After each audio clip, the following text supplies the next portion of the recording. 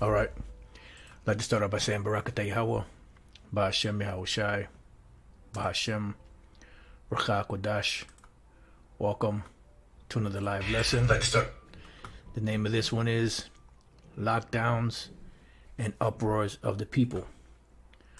I was just searching for a topic to do a quick lesson on. And some of these articles popped up at me. And the thought came to mind on these different lockdowns that are going on. And it seems like they're starting to, even though they're opening back up, they're starting to push more towards locking everything back down. And if that's the case, where they actually lock everything back down, you have people already out there that are in a desperate state of mind after a year of this nonsense going on. They're pretty much in a desperate state of mind. And you're going to have those that are not going to have it. That's where your revolts are going to come from. This is where uprisings are going to come from. Seditions are going to come from, just based off of this this total dominance and control of the entire planet, the entire globe. I just read the title of this article. I didn't really go into the article itself. I put it in the description box in case brothers want to go through it. I mean, if anything jumps out at me, I'll read a little bit of it, but the main thing I wanted to get out of here is the Great Reset is here. Follow the money. Insane lockdown of the global economy, the green agenda. So pretty much this is what they're doing. The lockdowns are pretty much for total control. And they call it the insane lockdowns because you know what the deal is. Those brothers that have their eyes open and can see, and the few sisters that have their eyes open and can see what's going on, it's a worldwide agenda. Remember, all you have to do is go back to the dollar bill. On the back of the dollar bill, it gives you their agenda in the Latin, Novus Ordo Seclorum, which is a new order of the world, or new order of the age. Above it is a Nuit Coeptes, which is announcing the birth, or our enterprise has been crowned with success. And this is why they're able to put it on the dollar bills, because they have an agenda. Now, I looked up the word lockdown, right? It says a lockdown is a restriction policy for people or community to stay where they are, usually due to specific risks to themselves or to others. If they can move and interact freely, the term stay at home or shelter in place is often used for lockdown that affect an area rather than specific locations. And this lockdown is pretty much planet lockdown. Should have called the lesson planet lockdown. It says the term is used for a prison protocol that usually prevents people, information, or objects from leaving an area. So just based off of that means that when you go to the what are those things called that the president issues? It's escaping my mind right now. It's executive orders. There you go. When you go to these executive orders, there are many different executive orders that when they declare a national emergency, they can take over all forms of transportation, all forms of communication. They could take over homes. They could take over the people and put them into work brigades. And this is what they're doing. They're kind of pushing towards that agenda. This is why we read that pretty much here on this on Wikipedia for lockdown, it says the term is used for a prison protocol. Why? Because it's pretty much a prison that doesn't have any bars. Which is the pretty much the whole globe, and this is what's happening to the world as we see it today. It's going into total lockdown. It says the term is used for a prison protocol that usually prevents people, information, or objects from leaving an area. The protocol can usually only be initiated by someone in a position of authority. This is why President, ex-president Donald Trump had authorized FEMA to take over because of this national emergency. So they're the ones behind the scenes running things. You know, the big medical corporations, you know, they're running things, you know, and they're the ones that are pretty much dictating policy as to what is or what goes down and what is not acceptable, so on and so forth. And needless to say, you know, their agenda is the agenda of the international banking families. It says a lockdown can also be used to protect people inside a facility or, for example, a computing system from a threat or other external event. And you see this in different movies, you know, when they have, you know, movies like Containment and different, I believe Containment was, I'm not sure if that was a movie or a series. Then you had Contagion, then you had, I Am Legend, you know, and many others. You know, what you notice when you look at your Netflix and your Amazon Primes, pretty much what's going on when you go through there, there's a lot of post-apocalypse movies, a lot of so-called zombie movies, you know, a lot of breakdown of society movies, a lot more than at one time. You know, so there's a lot, right? Containment is a Netflix series. The Water Brother, I know I've seen it somewhere. All right, cool. So, and the Elder also put it up. Containment was a series, right, on Netflix. That's right. And I watched the whole thing, you know. So this is what you see going on, you know, with these lockdowns. It says, in buildings, doors leading outside are usually locked so that no person may enter or exit. So since they don't have an actual building, what they're using for the locks, so to speak, or the doors, is the military. This is why you have the National Guard down there in DC, you know, patrolling DC. They, you know, had that so-called Jake, you know, ram his car into one of the posts or whatever that was, and then according to the story that I've heard so far, you know, the Jake pulled out a knife and they shot him or killed him or whatever the case was. You know the wag the dog scenario. And like I believe, I'm not sure if it was that movie, but who writes this stuff, man? The shit is so tacky, man. It's not even a B-rated movie. It says a full lockdown usually means that people must stay where they are and may not enter or exit a building or rooms within it, needing to go to the nearest place that designated safe if not already in such a place. The first lockdown implemented during, you know what, as a preventative measure was in Wuhan in January 2020. And I hope they don't get me for saying this word here, you know. But there's more to it. I put this in the description box.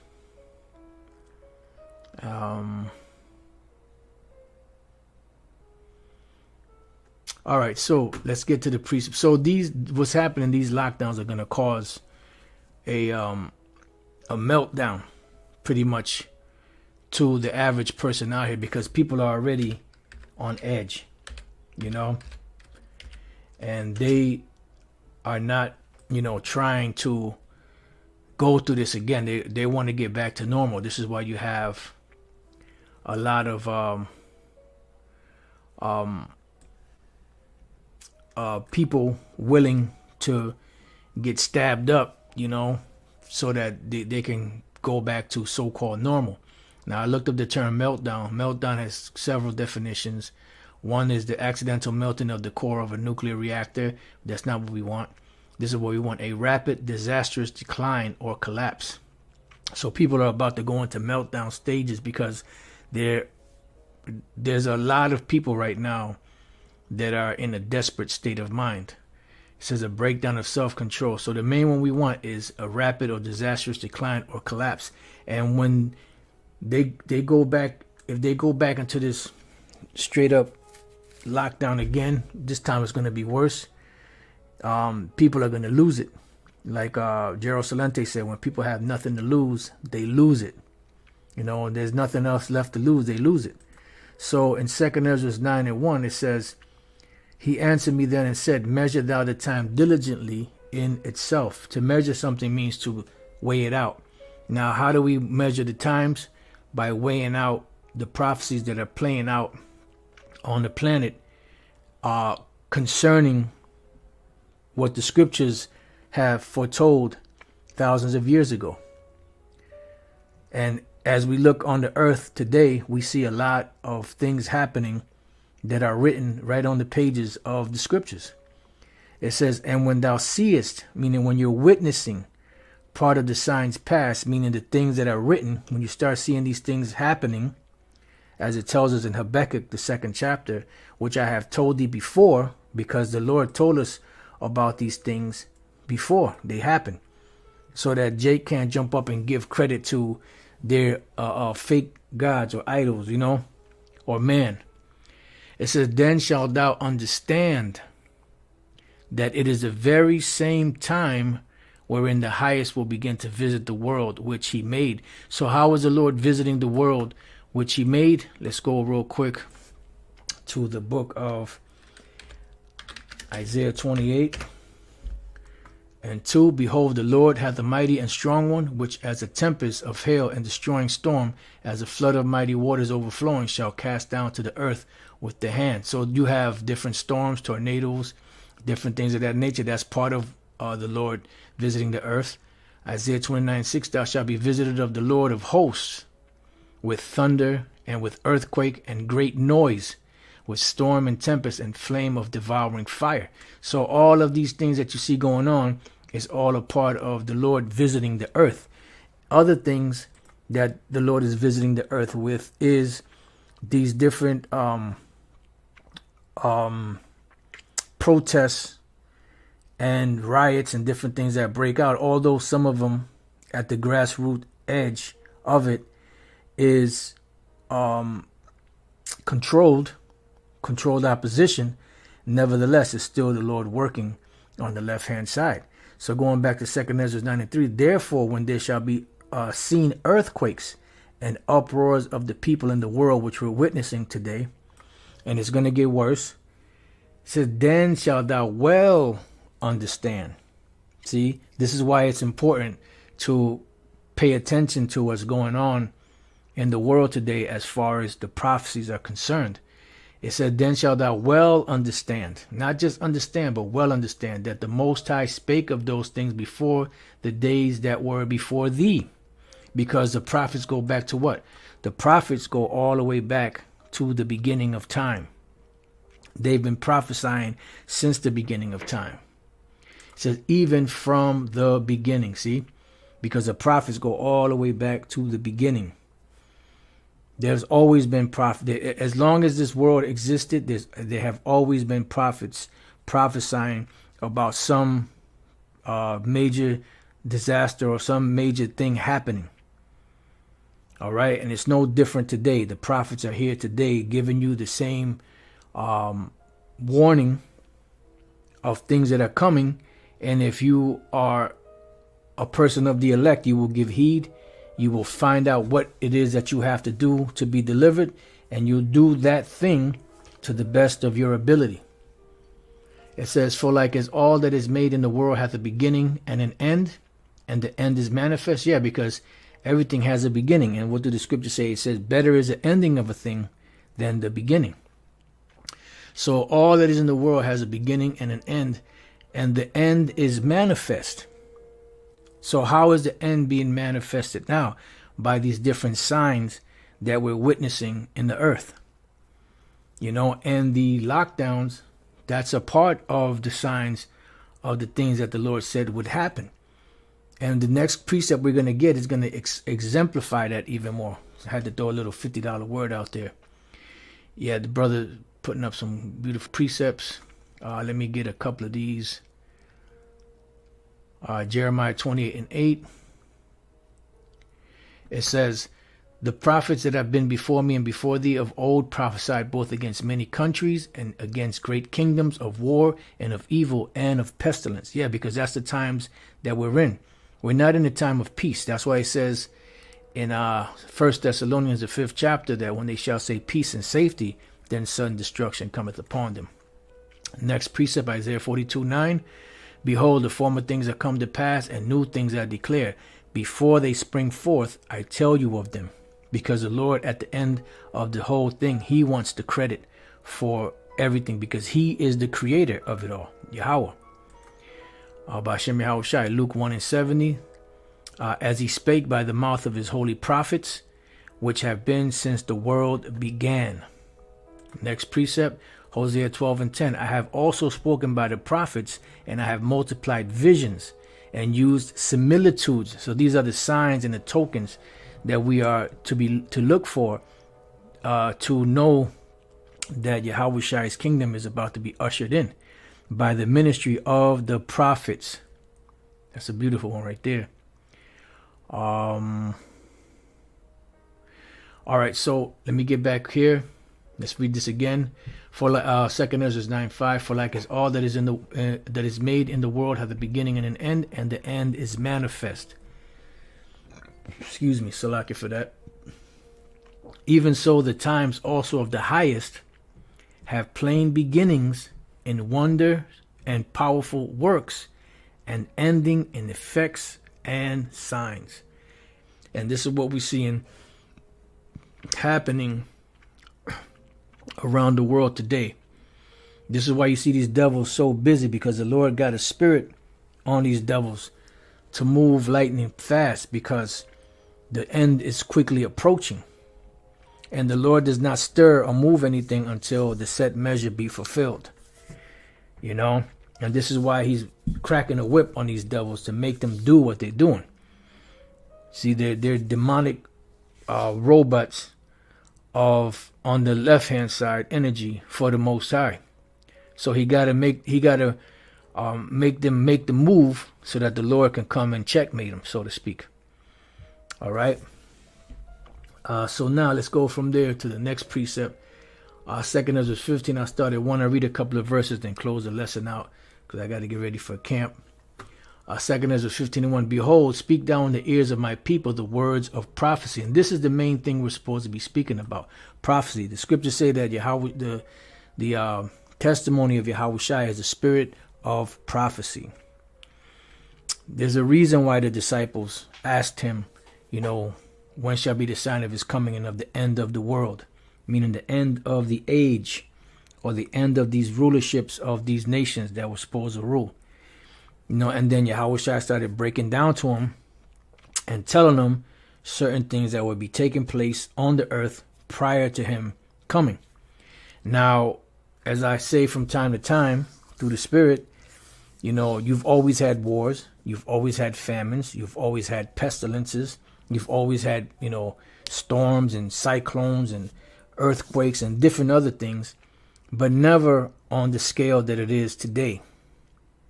You know, everything, the prophecies are coming in bunches.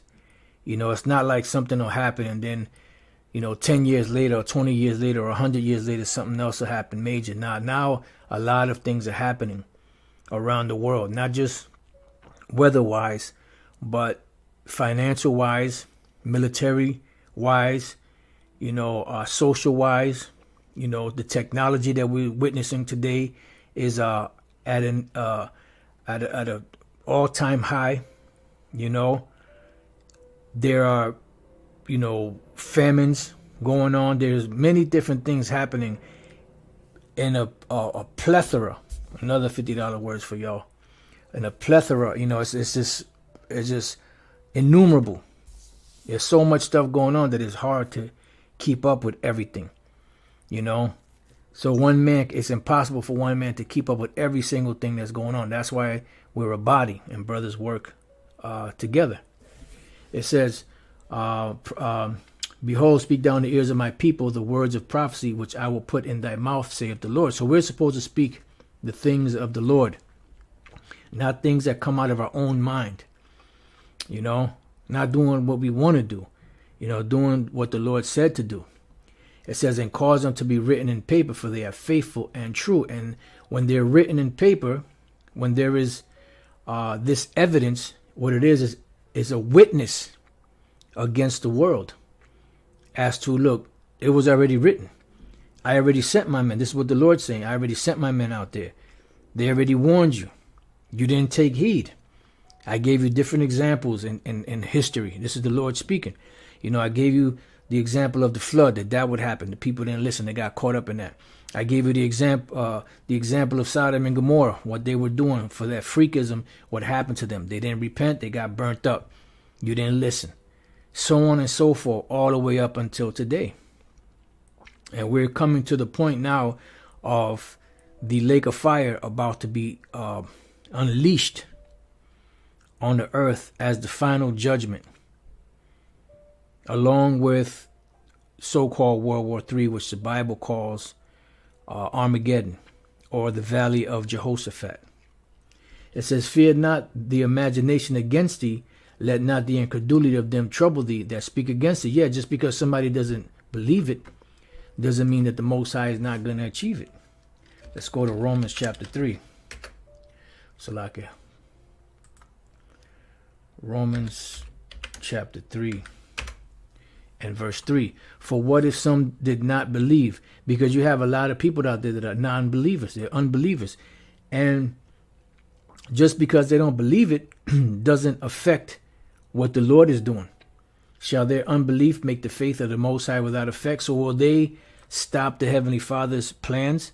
For, oh, you know, these people don't believe. Oh, well, you know what? I got to go back to the drawing board and I figure out something else that they will believe. No. It says the Most High forbid. Yea, let the Most High be true, but every man a liar. Because eventually the Lord is going, his plans are moving forward. That's why he says, let the wicked man forsake his thoughts. That's why it says your thoughts are not my thoughts. That's why it's important for us to, you know, like brothers always been saying, we've said this many times, we have to set emotion aside and deal with the logic and the principles of the scriptures, because we all have our emotional ways about us.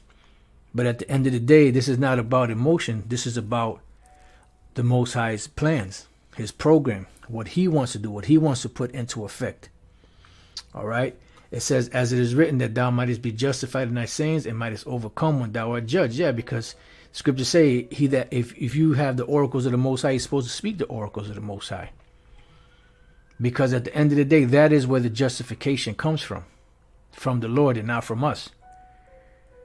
All right. So going back to 2 Ezra 15 and 3, it says, for all the unfaithful shall die in their unfaithfulness.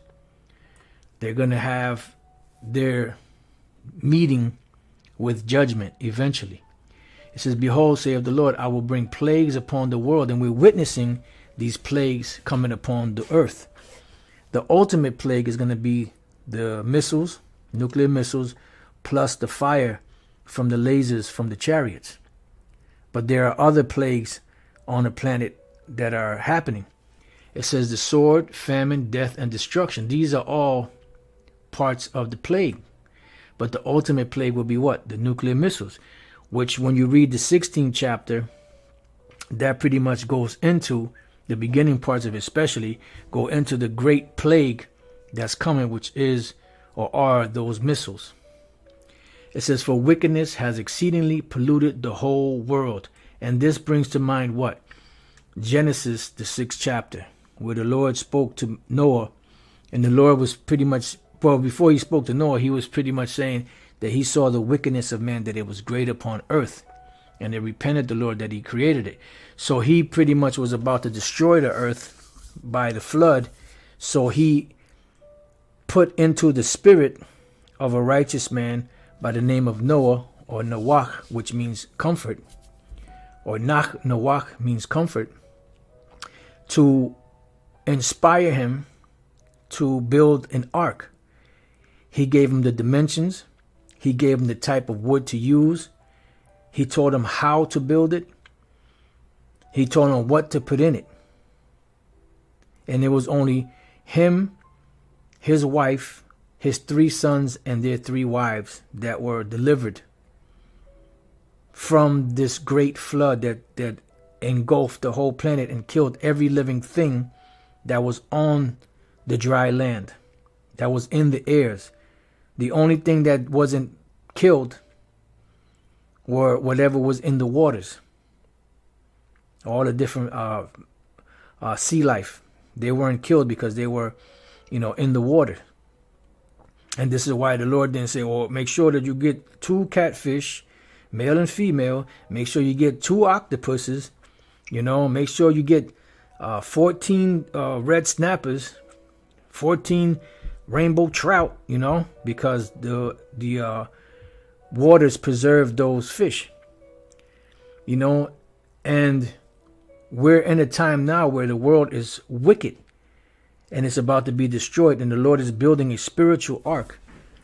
And the spiritual ark will be fulfilled when the elect are beamed up into the chariots and enter into that spiritual ark, which is the chariot.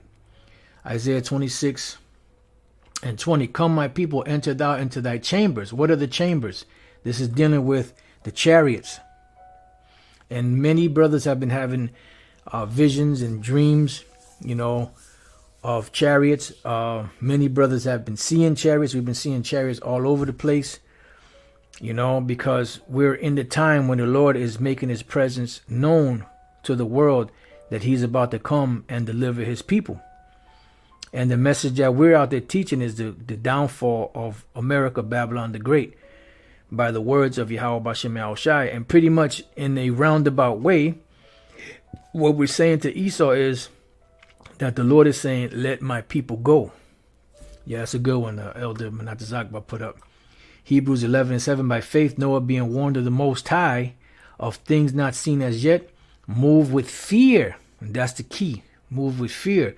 Prepared an ark to the saving of his house, by the which he condemned the world. It says, and became heir of the righteousness which is by faith. And there's one in 2 Peter, the 2nd chapter, where it speaks about him being one of 8 souls that was delivered. So it says, come, my people, enter down to thy chambers, which are the chariots, and shut thy doors about thee. Yeah, because the Lord shut the door. When Noah and his 3 sons and their 4 wives entered into that ark, the Lord sealed the door, so no one else can come in. Hide thyself, as it were, for a little moment, until the indignation be overpast. Why? Because the indignation is what? The righteous anger of the Lord, that he's going to pour upon Esau. He's going to pour upon the nations. He's going to pour upon their armies. He's going to pour upon the disobedient of the nation of Israel. He's going to pour. He's going to get loose, man. He's going to let loose. In the Lord's hand, there's a cup, and there's wine in that cup, and he's going to pour it out without mixture. And he said, the dregs thereof, the wicked of the earth, are going to drink it. So let's go back. 2 Ezra 15:6. For wickedness has exceedingly polluted the whole earth. And you see that. You see the earth is polluted. The mindset of the people is polluted. The earth itself is polluted. The food, the air, the water. This is why everyone's sick. Even people that are healthy, that work out, even they have problems because of the quality of the air, because of the quality of the water, because of the quality of the food. Even the organic food is tainted. You thinking, I'm doing good because I'm eating organic. Yeah, but even that's tainted. Even that has pesticides. The wind blows, and some of those Roundup and different other pesticides are blowing into the organic stuff. And even organic stuff, they use pesticides. So don't think just because you're eating organic, that you're eating. I mean, it's a little healthier, yeah, but it's still tainted. We shall eat our bread defiled among the Gentiles. All right, up. Yep, the brother put it up. Here we go. 2 Peter 2, 5, and 6. And spared not the old world, but saved Noah, the eighth person, a preacher of righteousness, bringing in the flood upon the world of the ungodly, and turning the cities of Sodom and Gomorrah into ashes, condemned them with an overthrow, making them what? An ensample unto those that after should live ungodly. So there's no excuse, man. These devils have, the scriptures. They have the archaeological evidence and proof. They make movies about Sodom and Gomorrah and about the flood and about all these different things. So there's no excuse. So it says, for wickedness has exceedingly polluted the whole earth. And that's the key. Esau today has the whole earth. It says, and their hurtful works are fulfilled. So now when something is fulfilled, it means what? It's finished. So now it's time to move into the next phase, which is the Lord bringing forth his judgment. Therefore, saith the Lord, I will hold my tongue no more as touching their wickedness, which they profanely commit. It says, neither will I suffer them in those things in which they wickedly exercise themselves. Behold, the innocent and righteous blood crieth unto me, and the souls of the just complain continually. And we're crying to the Lord, man. We're sighing and crying, man, for the Lord to hurry up and take this devil down. It says, and therefore saith the Lord, I will surely avenge them and receive unto me all the innocent blood from among them. Behold, my people is led as a flock to the slaughter. I will not suffer them now to dwell in the land of Egypt, which is dealing with America, modern day Egypt, spiritually Egypt and Sodom. But I will bring them with a mighty hand and a stretched out arm, which is what? The chariot. And smite Egypt with plagues as before, and will destroy all the land thereof. The land of Egypt, the actual land of Egypt, has never been destroyed. And the Lord is not going to destroy that place. This Egypt is talking about America. And he's going to destroy the whole land. And they will never be inhabited ever again. This is another code name for America, Egypt. Egypt shall mourn, and the foundations of it shall be smitten with the plague and punishment that the Most High shall bring upon it. Which is what? Those missiles, those chariots. They that till the ground shall mourn, for their seed shall fail through the blasting and hail, and a fearful constellation. Yeah, because even now as we speak, there's a lot of backed up material and goods that have not been sent around the world because of that so-called plugging up of the Suez Canal. And this is why it's important to pay attention to detail, because in all honesty, when I heard the ship getting stuck, I was thinking that it was in the Panama Canal. I don't know how I got that mixed up, but I was always thinking the Panama Canal. And then I'm hearing the Suez Canal. I said, wait a minute, that's over there, above the Red Sea. So so then it dawned on me, oh, you had it wrong. But this is why it's important to pay attention to detail. So that's pretty much causing price hikes. It's causing shortages. And you know how these people are. They already went through a whole year of this shit. So now it's possible that they're going to go out again and panic buy, which means that you're not going to be able to get certain things. You can't even buy Lysol spray anymore. You couldn't, at one time, you couldn't even buy alcohol or hydrogen peroxide.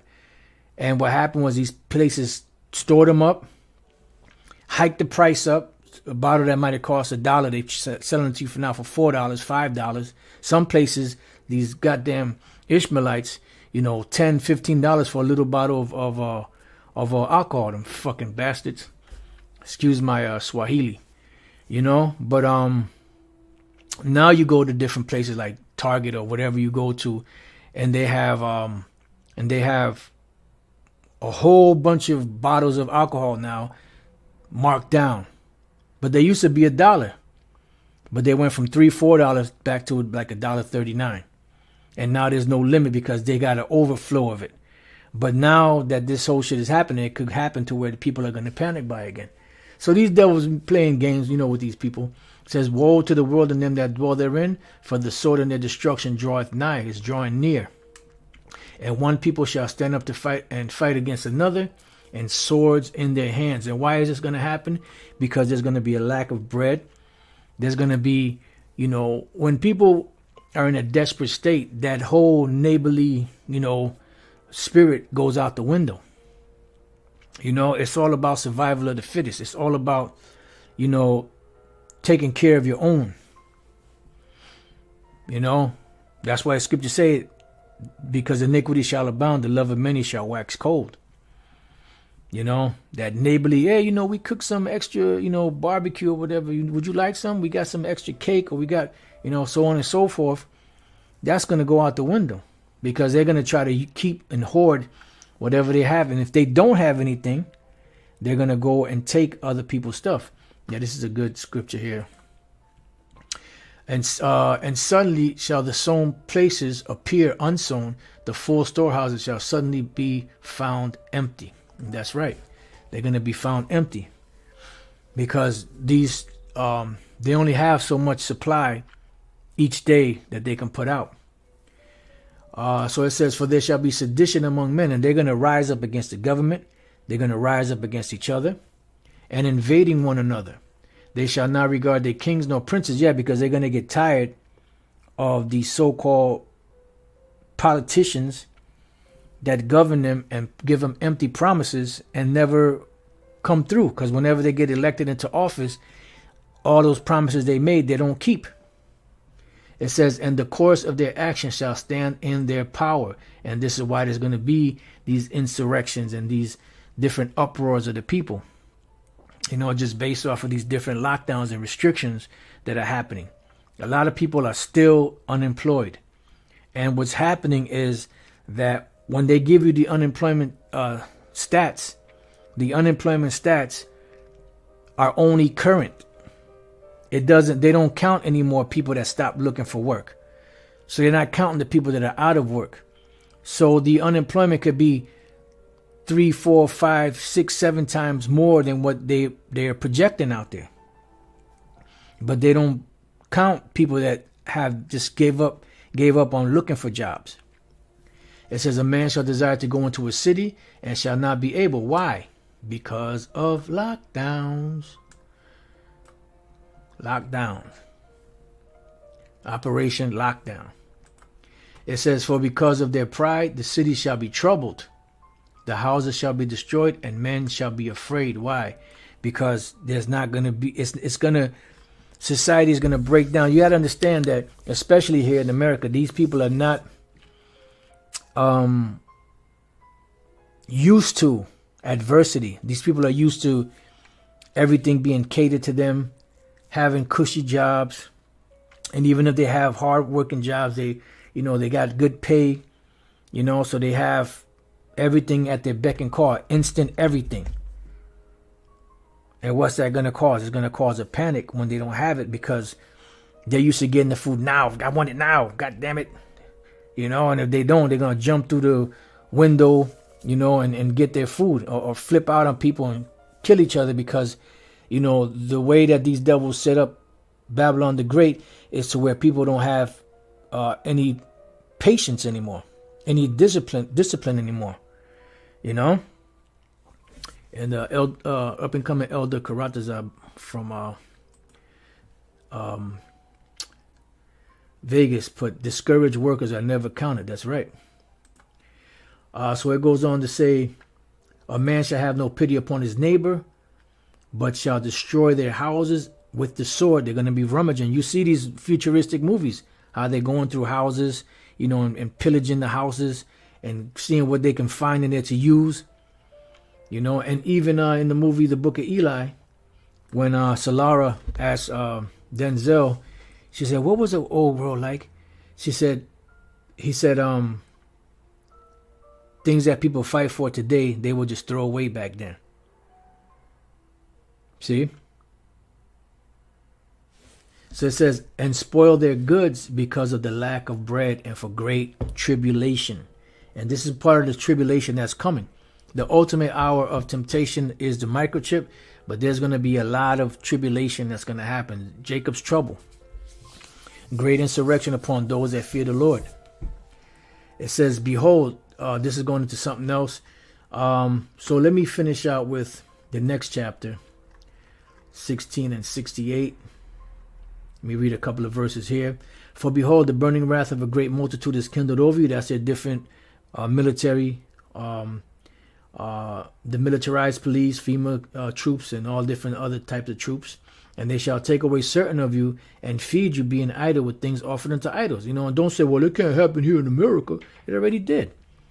You know, look at during the time of World War II. The Japanese were put into internment camps. And those internment camps are still around. You know, they have internment camps all over the place. All over the U.S. And they that consent unto them shall be had in derision and in reproach and trodden under foot. For there shall be in every place and in the next cities a great insurrection upon those that fear the Lord. What is that? The time of Jacob's trouble, which IACPK calls gay. And the IUIC, Nate, said it wasn't going to happen. Now he's doing the backslide, you know, and saying, if you listen to what I said, moron, I said the time of Jacob's trouble isn't yet. Goddamn liar, man. That dude is a straight up bald-faced liar. You know, they shall be like madmen, sparing none, because they're going to have the fury of the Lord upon them. You have to understand that. When you see these devils do what they do, they have the fury of the Lord upon them. The Lord has a special, extra special, crispy, demonic spirit on these devils to do what they're doing, because it's the indignation of the Lord being brought upon the earth as a form of judgment. Or as a judgment, not a form, as a judgment. It says, but still spoiling and destroying those that fear the Lord, because the main problem is or are the people of the Most High, the Israelites. And this is why even in this, when you look up the green agenda, I didn't really go too deep into it, but from the little bit that I read is dealing with the so-called caring for the poor, you know, in rural areas, you know, the poor of the cities and all of that crap.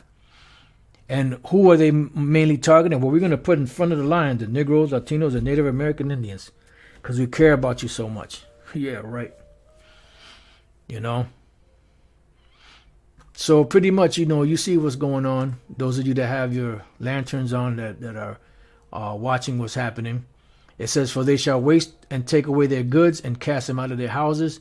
Then shall they be known who are my chosen, and they shall be tried as gold in the fire. It says, hear, O ye my beloved, saith the Lord, behold, the days of trouble are at hand, but I will deliver you from the same. Be ye not afraid, neither doubt, for your power is your guide. So the Lord is going to guide us through this. It says, when the enemy shall come in like a flood, the Spirit of the Lord shall lift up a standard against them. So pretty much, you know, that's the point. You know, with that, I pray that you brothers have been edified. Until the next time I say, Shalom.